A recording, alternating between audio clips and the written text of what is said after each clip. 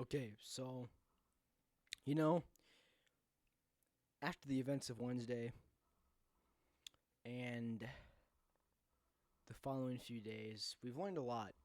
You know, well, I wouldn't say learned, but, you know, we finally caught the shooter, or they finally caught the shooter, and it's what we thought.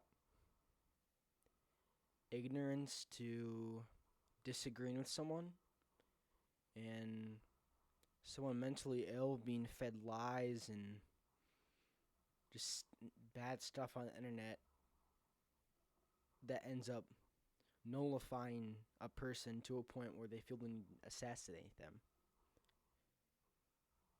And there's been a lot of emotions going around, for sure, these last couple of days, but I think something to remember is to not lose sight of what's important.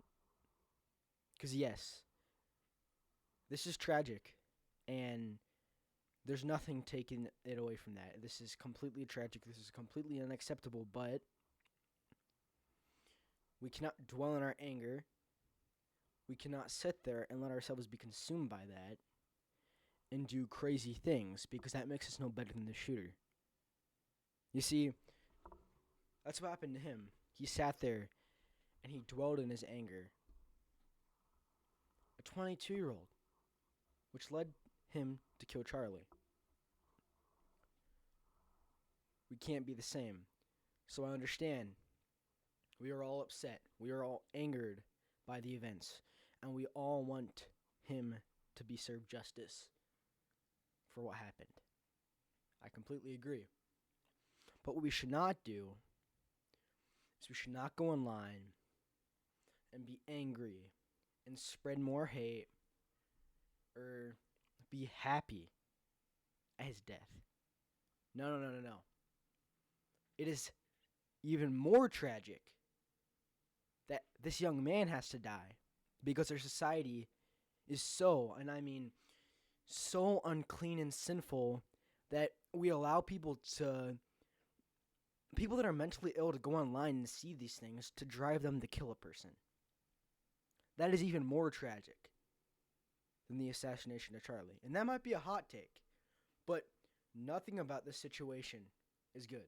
Nothing.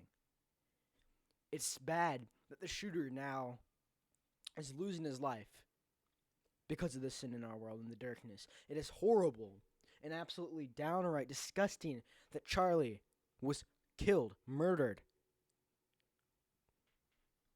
But we cannot let our emotions take control of us, or we will be no better than the person that did this. And I understand, the Bible calls us to forgive our neighbors, everyone. And it is too early for complete forgiveness, I agree. But we can't stay in this hole of anger and resentment forever, or it will consume us. So don't lose sight of the mission. What we're being called to do right now is to stand together as a people and make a change. Because it's horrible that another young person was drove to kill someone and now they're losing their life. It's horrible that people are dying. It's horrible that there's assassinations still. But truthfully, there's always going to be assassination. There's always going to be another attempt.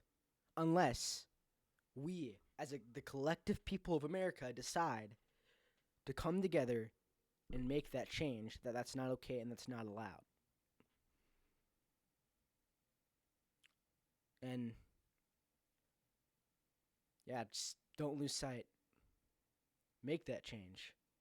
It's sad that Charlie died. It's sad that the shooter wasted his life like this. This is just a horrible situation and we need to make a change. Don't let the anger, don't let the emotion consume you and control you. You must control it.